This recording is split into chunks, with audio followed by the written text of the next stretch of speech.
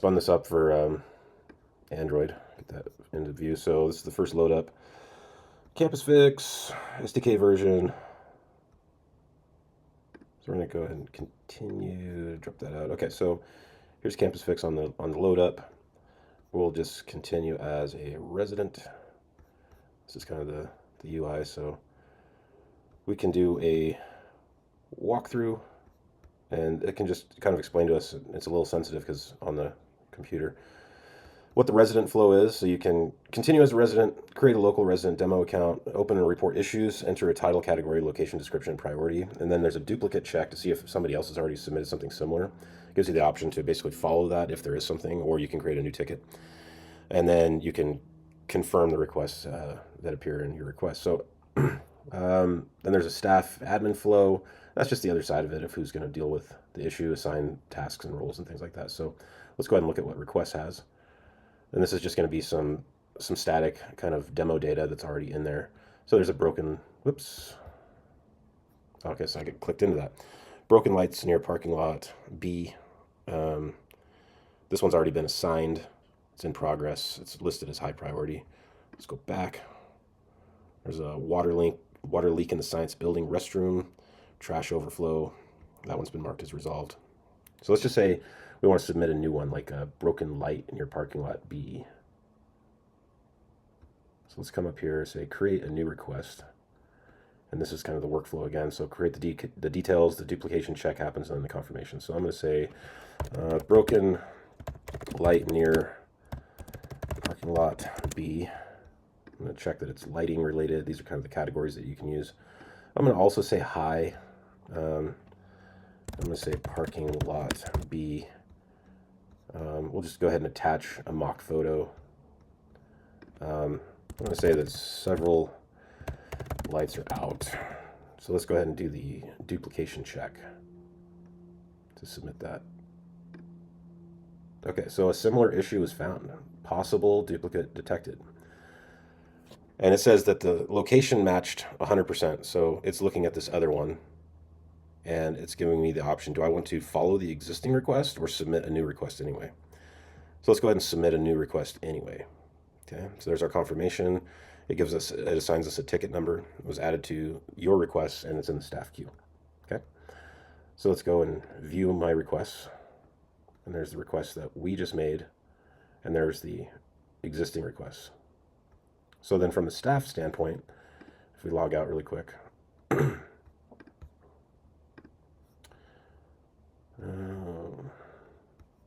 just going to try that log out. There we go. When the staff logs in, they're able to see the same thing, right? So that was one that was already assigned. This is a little touchy. And this one has not been assigned. That's the one that we just did. So what they can do is they can assign that to themselves. They cannot mark it as in progress until it's been assigned to someone. And they can say, okay, who's the best person to assign this to if they don't want to assign it to themselves? And let's just say they're going to assign it to the safety team. So now that it's been assigned, they can come in here and post a public update about it. And they can say, assigned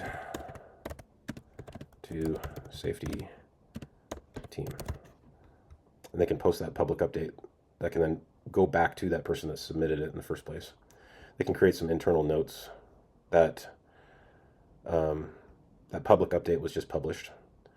And then they can go ahead and mark that it's in progress. So that will then alert the resident that things are in action.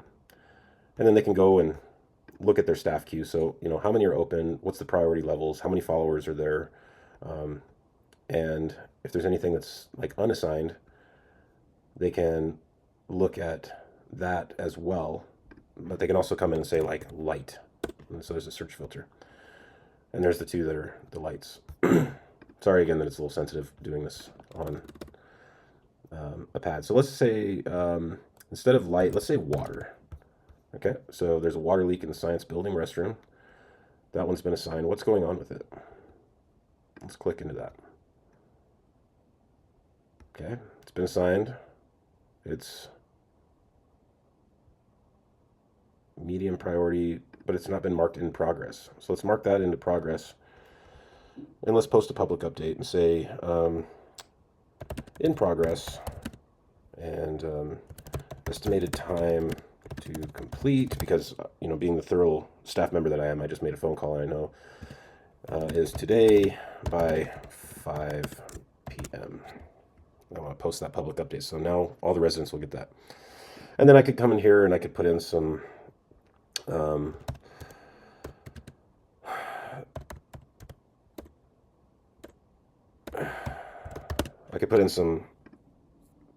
some information here about who I called, what happened, blah, blah, blah, create the internal note. And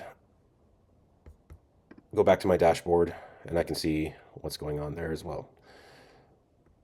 So architecture notes of this is that this is a backend ready, but it's a local demo. This is using a local state and asynchronous storage for speed and potability.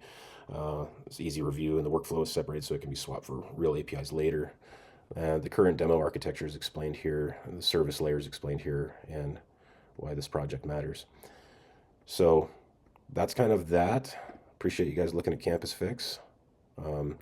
That's built in React Native, and we can then kill the process here by coming in and doing like that. So that was an example of Campus Fix working on Google. And just real quick, if anybody wants to look at that one more time, we can load that up into our emulator and let that cold boot really quick.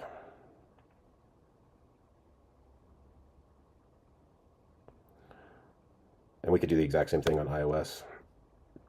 So let's go ahead and say yes on that port. That's going to boot up, and we're right into Campus Fix. There's a load screen. So it'd be really easy to attach into like Firebase or any other services like that. But again, this is just a demo to let you know I'm Ty Jacobson. I'm applying for the mobile development role with Civic Plus, and this is kind of what I've been able to put together just to demonstrate to you folks that I'm competent, I'm capable, and this is about a 5,500 line of code project using all the criteria that I talked about with the recruiter Olivia. So thank you for watching. Have a great day.